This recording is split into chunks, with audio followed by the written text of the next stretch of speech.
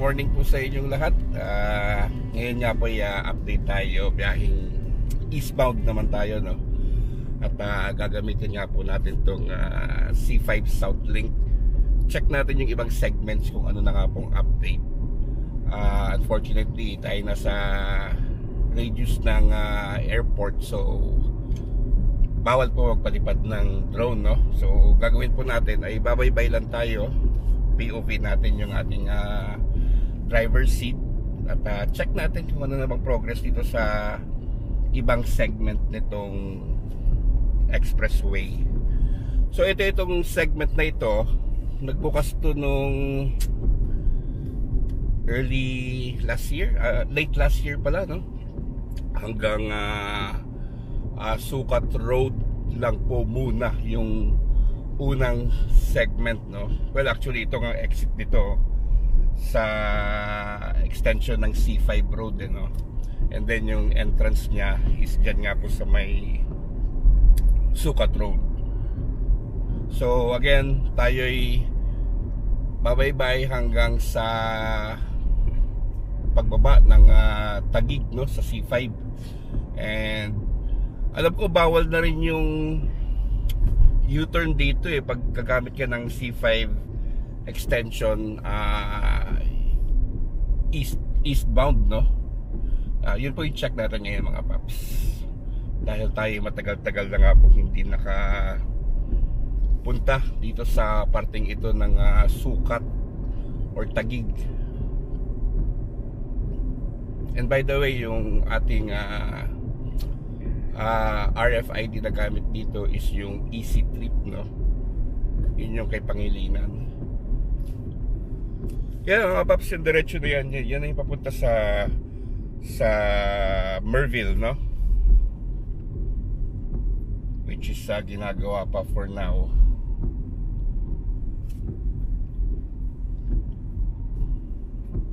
Magkano ba toll dito? 36 pesos. So parang sa Coastal Road lang din, no? 35 pesos yata sa Coastal Road.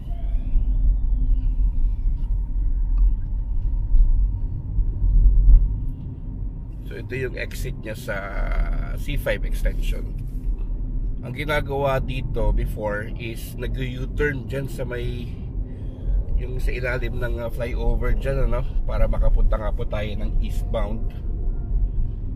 Yun yung check natin, kasi alam ko parang bawal na yata mag-U-turn dun Pero kung bawal na mag-U-turn dun,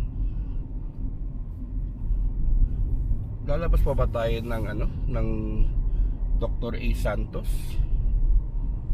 Well, sana wag naman kasing layo, mahaba-habang ikutan yun.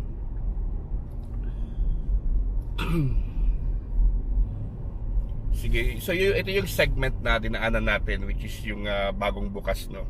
Yung karugtong niya yung ating papasadahan.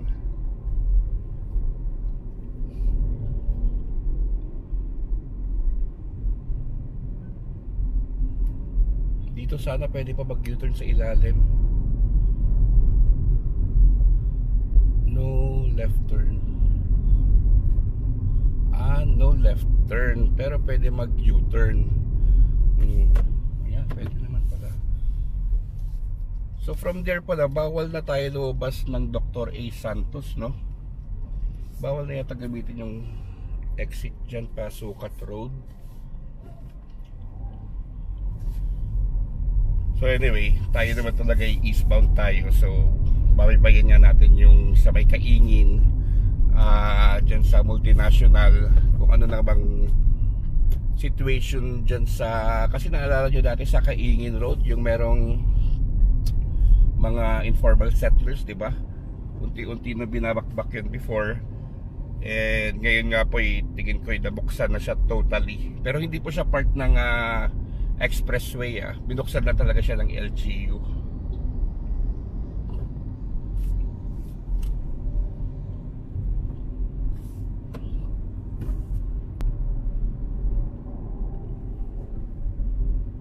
So kung ating sisilipin, yung segment na ginawa dito is pagkabilang dulo, no? Itong part ng sa may Cavitex, tsaka yung part ng sa may SLEX. Pero yung gitna, yun yung ginagawa pa sa ngayon.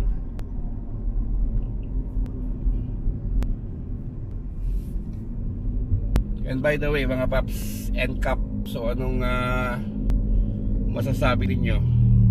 Itong C5, alam ko part pa to ng NCAP eh.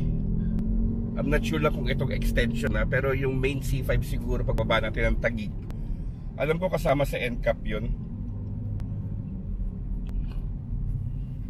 So ito pala, meron na dito ano, tatawiran ng expressway. Okay. Yung mga pier columns na rin pala dito. Haba na pala oh. Dito po yung dugtong kung yung tinuro ko kanina bago mag toll gate dyan sa Amvel, no? So tatawirin niya pala yung C5 extension. And then pagtawid niya dito, so tatawid pa rin siya ng ano, no, ng multinational, no? Papunta dun sa may tawag dito, Merville. Yun. Going back, yun nga yung NCAP, no? So ano ba sa tingin nyo? Okay ba or hindi? Parang ano, no? Parang naging maganda yung linya ng mga motor, no? Kasi parang naging doon na sila sa motorcycle lane eh. Anyway, ako naman hindi pa masyado naiintindihan yung NCAP 10. Alam niyo naman po, tayo taga Cavite lang at hindi naman tayo masyadong lalabas doon, especially sa going EDSA Manila. Bihirang bihira, no?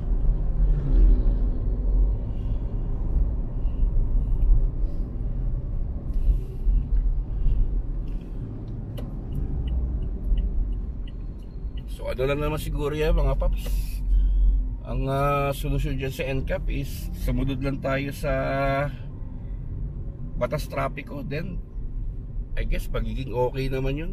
Baka tayo matatakot kung nasunod naman tayo sa traffic rules. Ito, approaching Kaingi na tayo mga paps. Pagtawid natin dyan yung makikita later yung illegal ano, no, yung mga informal settlers na nawala na.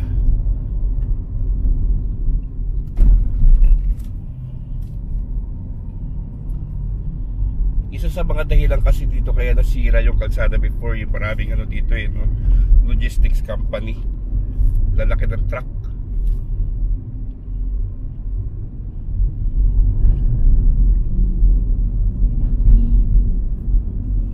Ito mga paps, kita nyo wala na yung mga bahay, no?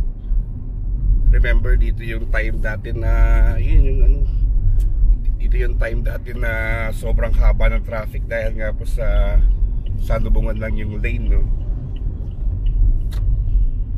Ayan, yung may bakod, yan na yung iikutan ng expressway.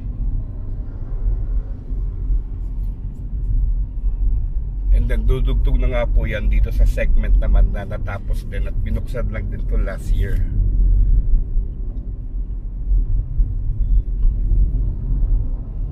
Ganda na dumaan sa Kaingi ngayon, no? Maluwag na.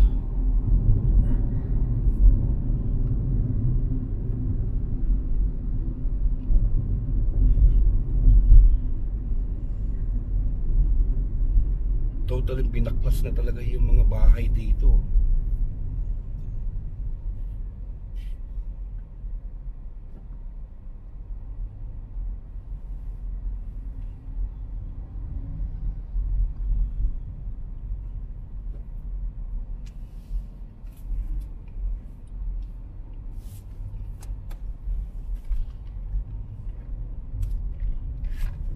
So again, once matapos nga po itong C5 South Link, no? So from eastbound or from east, madali na pumunta sa south using yung Cavitex, and then yung CC Link, Calax, labas mo SLEX na.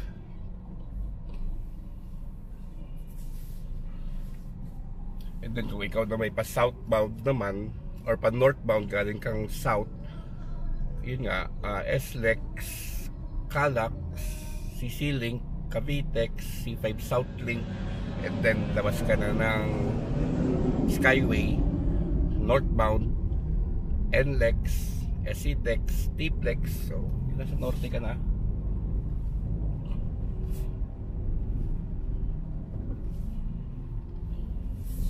So ito yung magiging ano natin mga papi, ano, yung mga link for expressways north and south. So tulong-tulong po yung San Miguel dyan, tsaka yung MPTC. And the last time nga nandun tayo sa Southern Tagalog naman, Quezon, kita naman po natin yung estado ngayon ng TR3, yung continuous widening. So nailabas ko rin po doon yung aking opinion doon nga po sa pag-widen ng TR2, TR3, which nagkakaroon nga po ng confusion dahil nga po sa bagong gawang lanes na hindi pa man tapos ay pinagdadaanan na, and then later on biglang magkakaroon ng bottleneck dahil nga po sarado pa yung ibang bahagi nung ito yung last segment ng C5 South Link na diretso na nga po hanggang SLEX or bagsak nga po ng Taguig. So dito po durugtong yung kung saan tayo pumasok kanina sa Cavitex, no? So dito na nga po idugtong niya.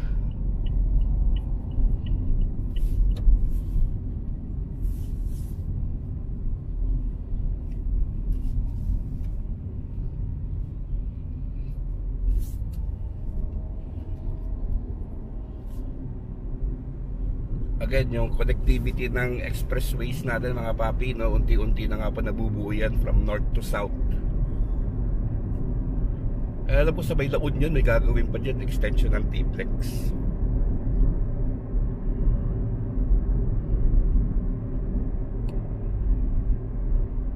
Pero yung CC Link, grabe, nag-iba talaga itsura nung sa Antero Soriano dahil puro viaducts na nga po nung CC Link, at ang bilis nga po magbuhos nitong EEI, no? So kokonekta na nga siya sa may Kawit.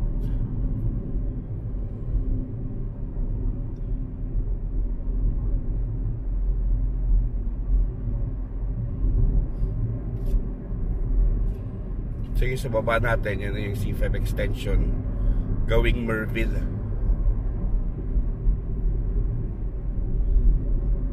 So ito, nasa eastern part na nga po tayo ng Manila. Papunta po tayo ng Taguig.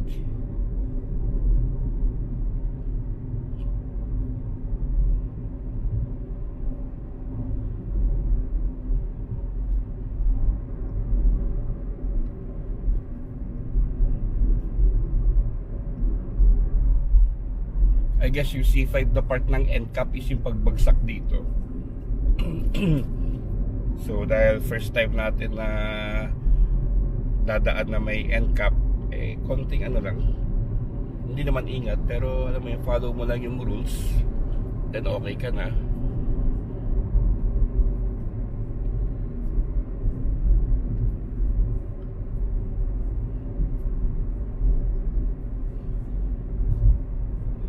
Ito sa ilalim natin mga paps, SLEX niyan.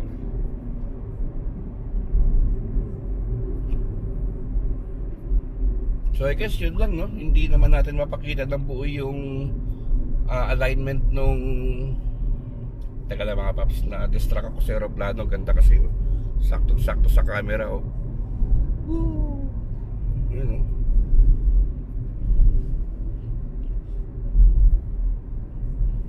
Anyway, going back. So ito nga, pabagsak na tayo ng C5. Sabi ko nga, ilalagay ko na lang yung mapa, no? Yung alignment ng expressway. At least nakita natin yung mga pierheads na naitayo na nga po patawid ng C5 extension. Pati nga po yung pag-ikot niya sa Kaingin Road para nga po dumugtong dito sa segment malapit sa Merville.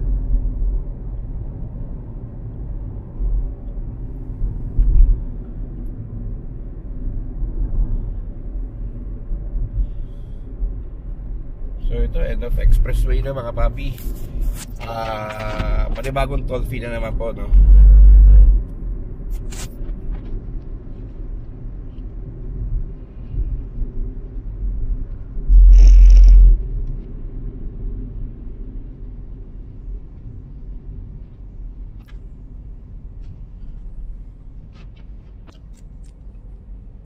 ₱35 pala from Merville. So 35 plus 36 kanina, magkano yun? 71 ba? Tama ba?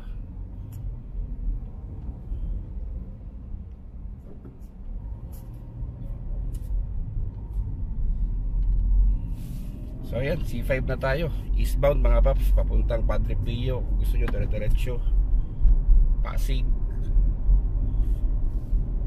And I guess hanggang dito na lang po yung ating video. Hanggang sa uulitin at maraming salamat po.